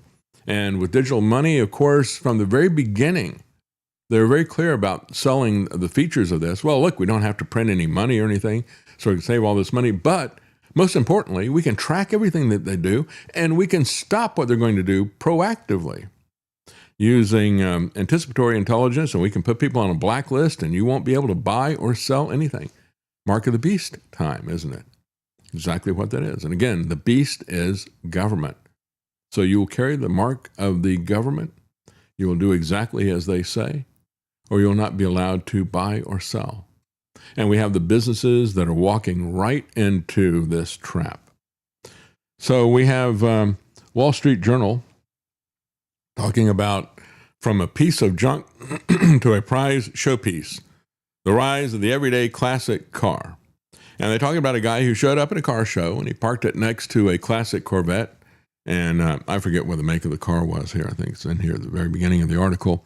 Is 1990 Chevy Lumina. I can't even remember what that looked like. And the Corvette owner looks at him and said, get that piece of junk out of here. And he said, well, we restored these things. They're not junk anymore. And they're not junk because they've been restored. Quite frankly, what Wall Street Journal misses completely about this is how valuable older cars are because they don't have all the surveillance and control stuff on them. They're simpler cars. I've talked about this endlessly with Eric Peters. But of course, they're absolutely clueless about that. Let's talk a little bit about what's going on with Flock, because Wall Street Journal was clueless about that as well, calling it the summer of Luddites. You're a Luddite if you push back against this stuff. And one of the things that concerns me about this pushback against the surveillance state is that it is now being hijacked by the left. It's being abandoned by the right. And I say hijacked by the left. They're bringing this in with their climate activists. Willie Nelson is the poster child for this one. Democrat activists called him their Yoda. And these are people who are objecting to it on the basis of climate change stuff. Now, look, it is pollution in many different ways. It is, there are real issues with the water usage, the noise is trespass. The electricity usage is a big issue as well. But just as you saw with a massive facility that Amazon is putting in, the biggest polluter in the country, it is going to be off the grid. So it's not going to affect their power prices. It'll affect them in a lot of other ways. But the key issue that the left is missing right now and not focused on at all is a police surveillance state. Meanwhile, the Republican politicians don't care about that at all. And many of the public don't see it either. They see the immediate problem of the noise and the water usage and electricity rates and all the rest of the stuff and the industrialization of rural areas, taking them out of farmland, just as they have done with the other aspects of the Green MacGuffin. First, they started destroying farmland to put in solar farms and windmill farms and to put in massive battery electricity storage sites, BESS. So as they put these things in, they're destroying productive farmland and industrializing the rural areas. I guess it's almost like they want to force us into the cities, isn't it? Yeah, I think that's part of it. I think that's deliberate. But at the same time, nobody is looking at the really obvious issue, which is surveillance. And we're going to talk about that when we come back. We're going to take a quick break. I'm very concerned about the fact that you're seeing this bifurcation in terms of the opposition. We have the ideal bipartisan issue here to protect liberty and freedom, privacy and dignity. And we're going to turn this into a partisan war. And that's what both sides are doing with this. We're going to take a quick break. We'll be right back.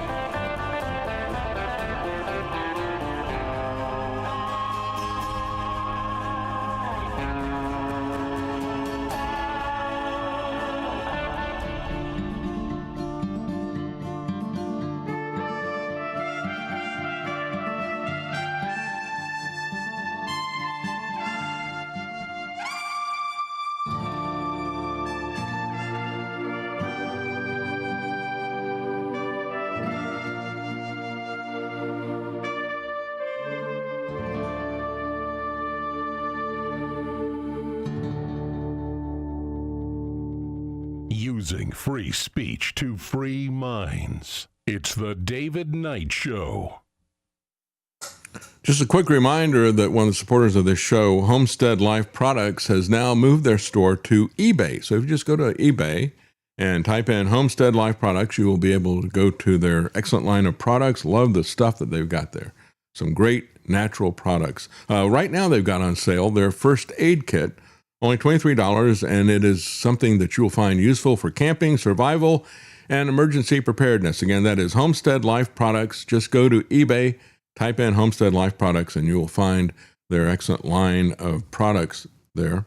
But getting back to the data centers here, as I said before, we don't want to make this simply an issue of environmentalism, of the carbon footprints and nonsense like that, or even real pollution. And there is real pollution and real trespass with this.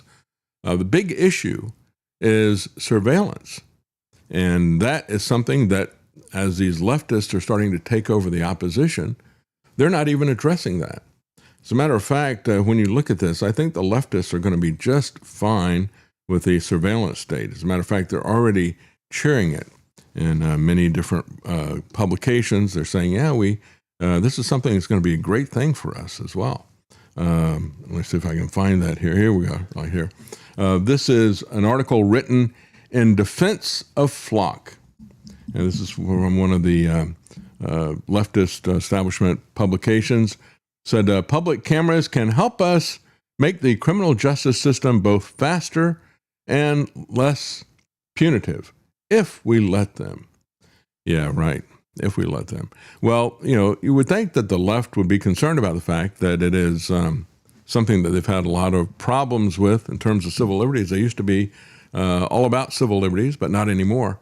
As a matter of fact, you go back and you look at the term liberal.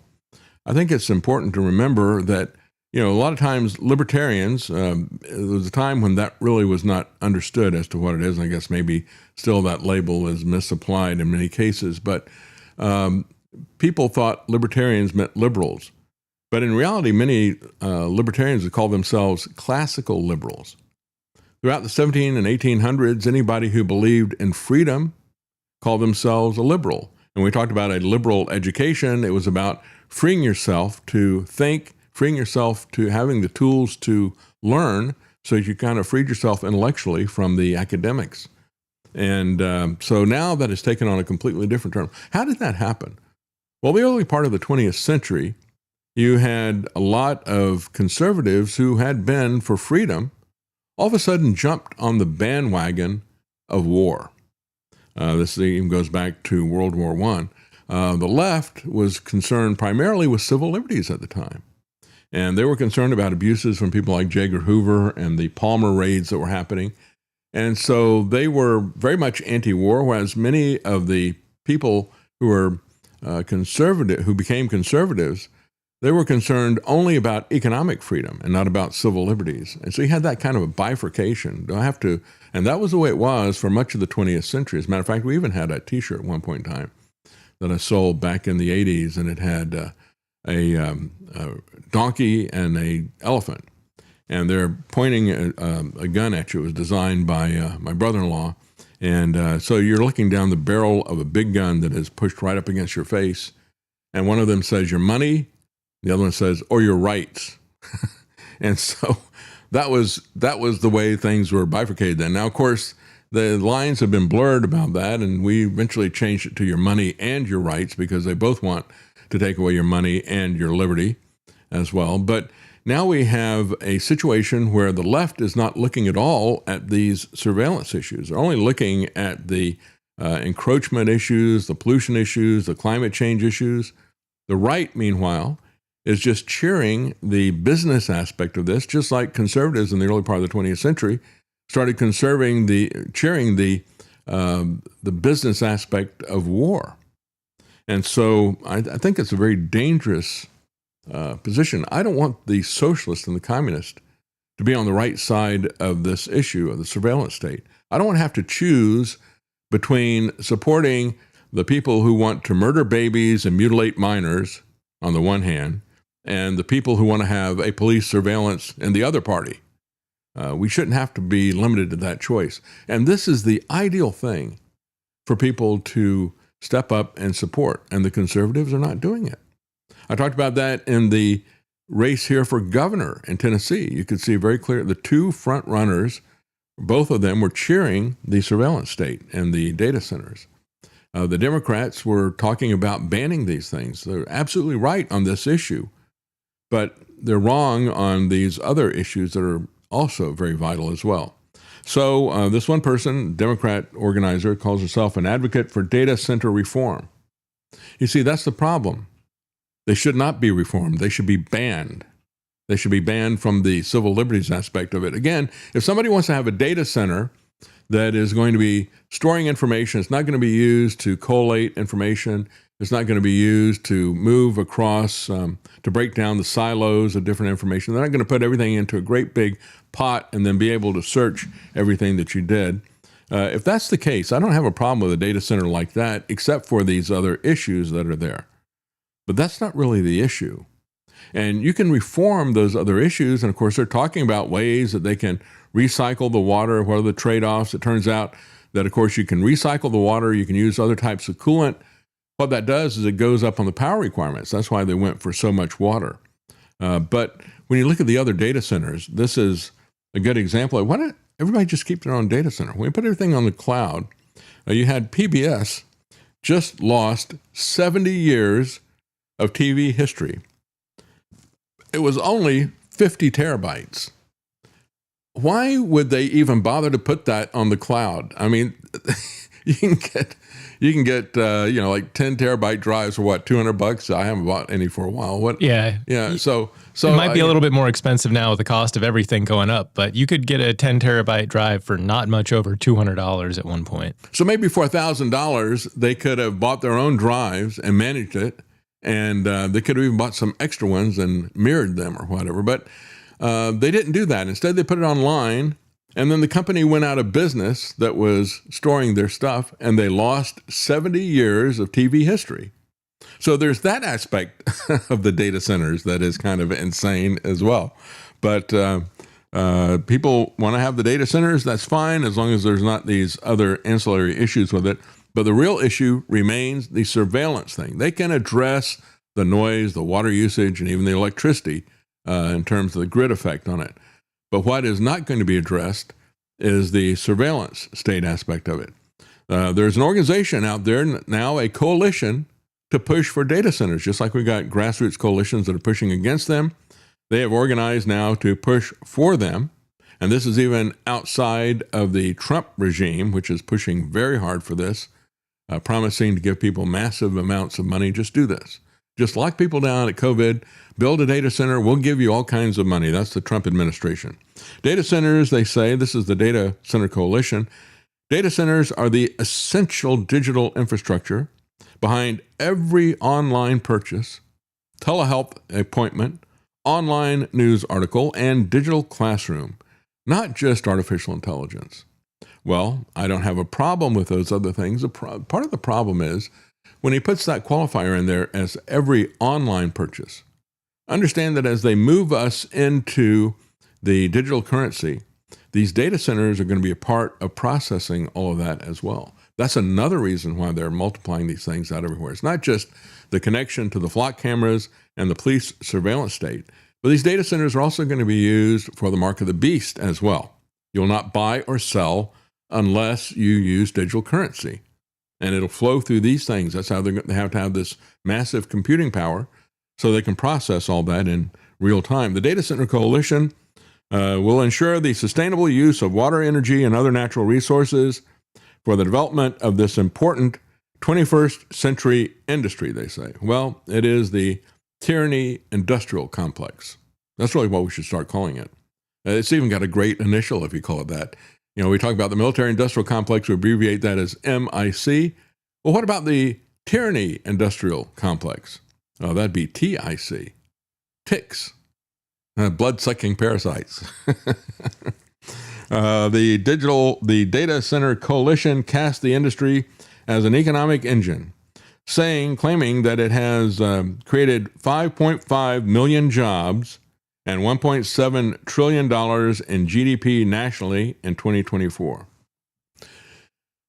This is a specious claim at best. When you look at jobs, what is the purpose of AI? They've told us over and over again that they're going to replace us, that they're going to take our jobs, even to the extent that Elon Musk, back in the day when he first got involved in politics, he gave $1 million to Andrew Yang because Andrew Yang was pushing universal basic income. And Elon Musk has pushed it that way as well. And all of these people, whether you're talking about Michael Bloomberg, all of them are saying, well, the smart ones of us are going to take your jobs. We just got to find a way to keep you from coming after us with guillotines, and we'll pacify you with money, the UBI stuff. And so it's not about creating jobs, and it's not about adding GDP to the economy. What they're doing is they're looking at the initial build out, the construction. That's when they create the jobs.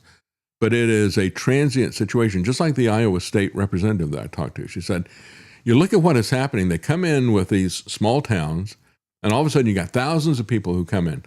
Where do they stay? You know, and what is the footprint for that? Well, the town starts to try to react to that, but it doesn't last very long. And if the town builds up some stuff, it's all going to be gone tomorrow. All these people are going to be gone to the next construction site. And so it is very disruptive for everybody. It raises the price of everything very quickly because they start to have to ration it. It's just like when you got, 60,000 people coming into Ceuta from Morocco. You can't handle that in a community that had only had 80,000 people before. Same thing with these rural areas.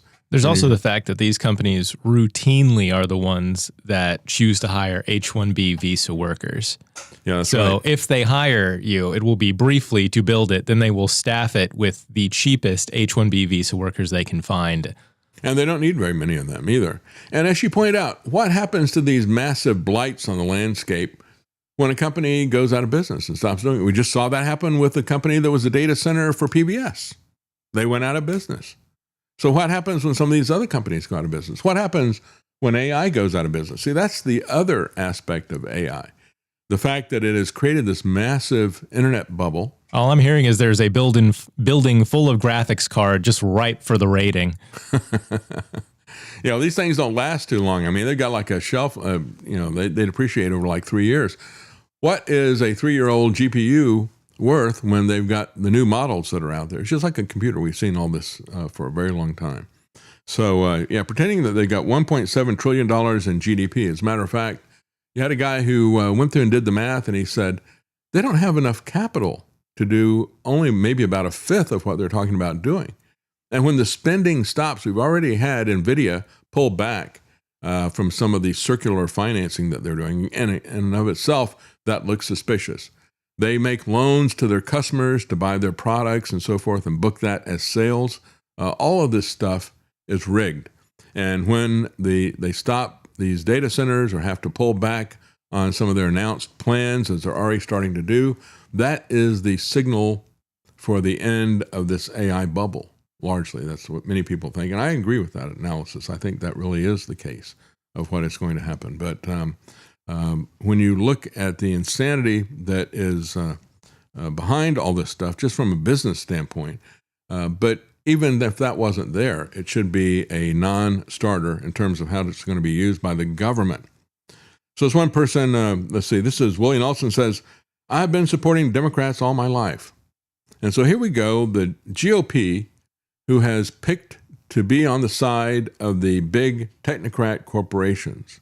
They have now walked away from one of the biggest bipartisan issues. And what is going to happen with this? You're going to have a lot of people who are going to support the Democrats over this. And on the back end of this, we're going to get all the socialist welfare state policies that they want to push through, all the abortion and mutilation of minors that they want to push through. That's what happens as the GOP is now going to sell us into slavery. That's right, the sellouts. But what they have sold out is not their integrity. What they have sold out is you. They have sold you out to these people. So the Democrat Party is catching up to the community concerns about data centers, they said. But that is not the issue. Again, it is a shame to see this opportunity to actually stop the surveillance state if there was a bipartisan move against it. And now it's going to get shoved off into concerns about the environment and climate, and the Republicans are going to cheer it. Here is an example, Wall Street Journal. The summer that America became a nation of Luddites. This is not about being anti-technology. It's about how is this technology going to be used? Where are the guardrails? You're going to run out here and load up the country with a surveillance panopticon, and you're not going to have any guardrails for this whatsoever. That's the concern. So this is not progress. This is not prosperity, folks. This is not safety. As a matter of fact, when you look at Palantir, when people talk about Palantir, many times they will focus on some of the ancillary things that are there, but go back to what James Madison said. Where Palantir got its start, when I first started reporting on it about 12, 13, 14 years ago, I talked about the fact that they were consciously picked the Lord of the Rings Palantir device, a crystal ball, that was something that people would use for long-distance communication. The kings would use it. Then it got to the point where it was taken over by the bad guys, and they were able to look inside, not only monitor conversations, but look inside of people. I said, that's the perfect technology for what they're doing, for their claimed purposes of geospatial intelligence. They don't want to just listen to your conversation, right? They want to be able to do anticipatory intelligence. They want to know what you're going to do next. They want to know who their allies and who their enemies are. That is how it's being used. And that is why I thought it was a conscious reference to the hijacking of the crystal balls in Lord of the Rings. And yet when you look at this, how did they sell themselves? They sold themselves as a military application. And what did James Madison tell us? He said the tools of defense abroad will always become instruments of tyranny at home. Think about that, always. And that's what this is becoming as well. When you look at the movement of all these things together, Palantir is at the center of this. They're the ones who make sense out of all this raw information that is there from the flock cameras and the other things. And it is highly politicized in the extreme. So Wall Street Journal says, well, in many ways, these data centers and flock cameras are physical manifestations of AI and incorporeal technology that is fueling both big dreams and new nightmares. Well, I disagree with that. I'd say they're not big dreams, they're big schemes. And they're not new nightmares. These are nightmares that have been recycled from every science fiction book and film that we've ever seen. So Free Thought Project talks about it, said, here's 5 things to know about the AI data centers that are rolling out across rural U.S., more than 1,500 of them, and that are planned nationwide, and 80% of those are going into rural areas. So first of all, they use enormous amounts of water, but if you're going to oppose them on their water usage, just understand they will go to a recycling thing, or they'll go to a different coolant or something like that. That's a technological problem that can be solved. That doesn't address the existential political issues that are really fundamental about this. And so they talk about how astronomical the amounts of water that they're using are. As I mentioned before, the Amazon data center is going to be the biggest polluting power source anywhere in the country. There's no coal power plant that even comes close to it. In Oklahoma, Google's data center will use the annual water use of 10,000 average American households. And remember the Iowa rep that I talked to, she said she had put in a bill. She saw this stuff coming. And she said, I put in a bill, the state, and it passed out of their Commerce Committee unanimously, but then the GOP leadership stopped it. And she said, all we wanted was to know, what are you going to be using? What is your water usage? What are you going to be doing here? There weren't any prohibitions in it. It's just, tell us what you're going to do. They don't want to tell you what they're going to do. That's one of the key things, right? Somebody doesn't want to tell you what they're doing. That's a big red flag. Everything about national security, to me, is a big red flag because it's all hidden. And so you're going to have people doing things that are criminal. You're going to be having black budgets that are there, money under the table. You can't control the criminal actions involved in that if everything's a secret. Oh, well, you got to keep it a secret for national security. Yeah, right. Well, most of the water that is used for cooling is lost to evaporation. And they say, of course, you can do the closed loop systems, but they use a lot more electricity, and electricity is already one of the big issues that are there. And so they say, well, then there's the rezoning battles that are becoming very common. People have seen these areas lost to solar farms, windmill farms, and battery energy storage sites. Now, this is another one to push people off the land. That has been the case since it was Agenda 21. If you go back and look at Agenda 21 and how the UN had mapped this out, they wanted to push everybody into a few mega cities. And then they got more specific about when they were going to do the 21st century agenda. They made it about 2030, and they started talking about the year 2030 around the year 2015. Well, AI is expanding faster than regulations. That's the real issue. It's totally unrelated. And the Trump administration really is building a pre-crime panopticon, unlike any authoritarian regime before it. It's kind of interesting to look as well at the people who are talking about this. And again, just like the pandemic lockdown, it all goes back to 9/11. That false flag event was what kicked off the 21st century of the police surveillance state. Here's Mike Rogers. Let's see, do we have that in here? I don't see that in here. Or did I get the wrong number here? Well, that's too bad. I wanted you to hear Mike Rogers because he's bragging about the surveillance state, the many things that he's got there. And, and this, you got it? I think I can play that for you. Okay, yeah, go ahead and play it. And I credit George Bush and his administration for assembling this new intelligence community. They passed the Patriot bill that allows and takes the handcuffs off our intelligence services. Policymakers back here use words like illegal wiretap, the domestic surveillance program of the NSA. It could be abused. We're already seeing pressure on the Patriot Act that maybe we don't need it now. Couldn't be further from the truth. The bulk telephone metadata program is legal and effective. Provisions of the Foreign Intelligence Surveillance Act expire at the end of this month. We need to rapidly reauthorize these provisions, and we need to work toward making these tools permanent as a part of our arsenal. Self-restriction, big problem in U.S. intelligence collection. We're the only intelligence service They're too restrictive. That is forced to go to a court. But we always joked in the intelligence space, we would love to get 1/10 of what Google has on you. I supported these programs when they were classified, and I support these programs today. Yeah, as a matter of fact, he made the famous statement back in 2013. He said, well, it's not a violation of privacy if you don't know they're violating your privacy. We should be able to win against people this stupid. If he thinks that you're going to fall for that, he really is underestimating your intelligence, isn't he? So it's not theft if you don't know that somebody's stealing from you, right? And if it's not, and it's not murder, I guess, if you can't find the killer, right? Nobody died. It's all fine. That's what it looks like in Mr. Rogers' neighborhood. Yeah, his neighborhood watch. We don't want Mr. Rogers' neighborhood at all. The persistent, punitive pervasiveness of such violations of privacy, writes the Free Thought Project, have been perpetually on the rise since the passage of the Patriot Act, following the false flag attacks of September 11th, 2001. And of course, they got that exactly right. That's when it all began. That's when they kicked off this whole thing. The FBI office in charge of maintaining the terrorist watch list is seeking an AI system for pre-crime policing. I should say pollution. But this is not anything that's new either. Long before they really started talking about artificial intelligence, the intelligence community, their intelligence was anticipatory intelligence.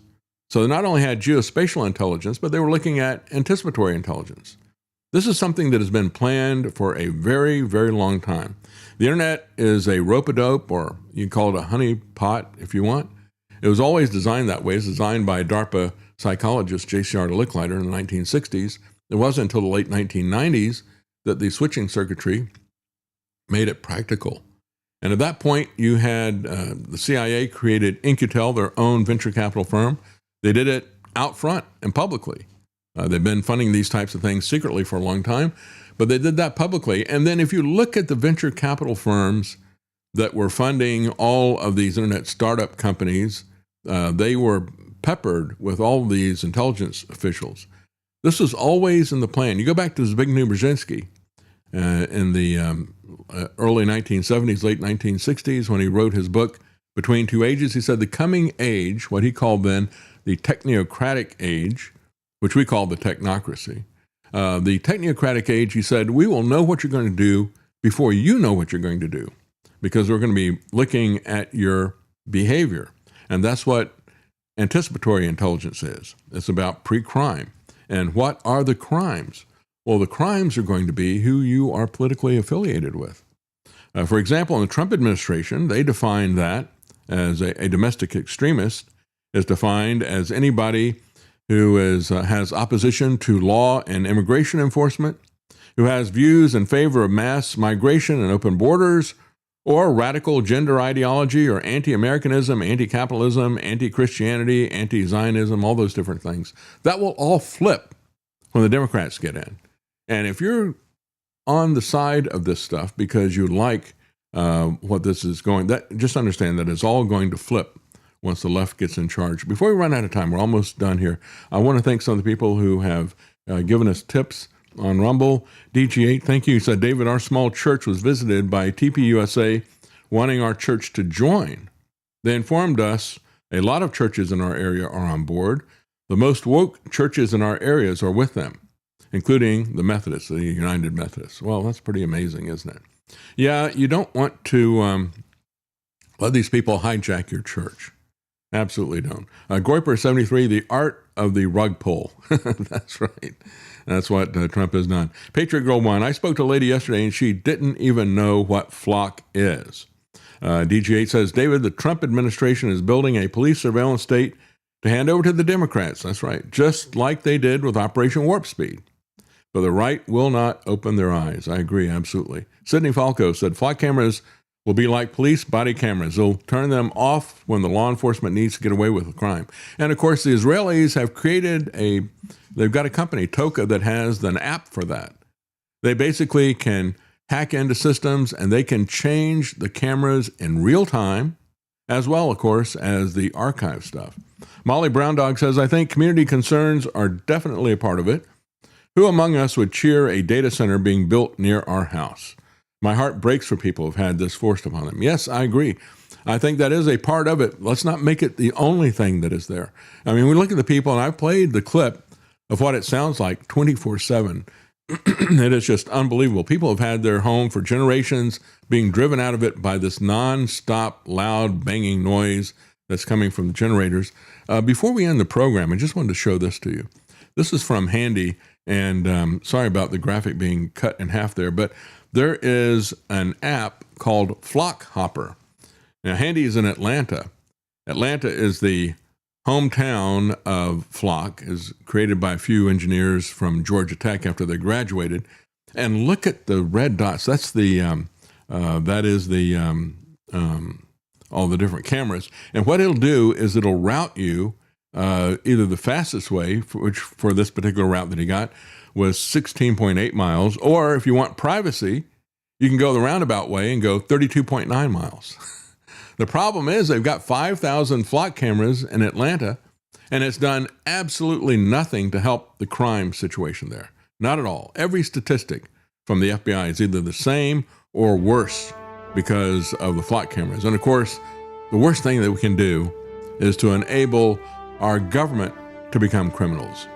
Well, that's all the time we have for today. Thank you so much for joining us. Have a good day.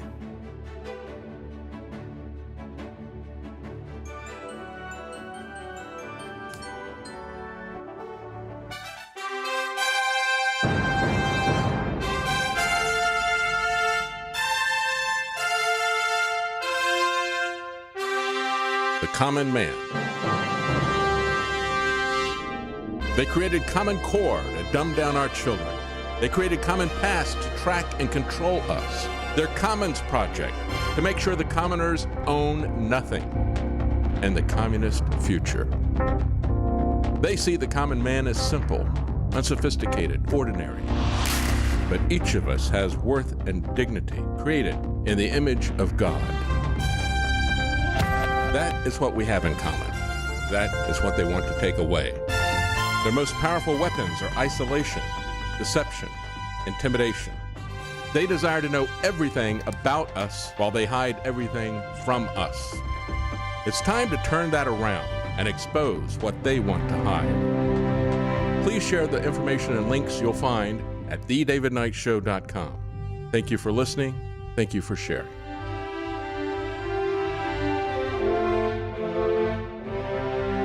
If you can't support us financially, please keep us in your prayers. thedavidknightshow.com.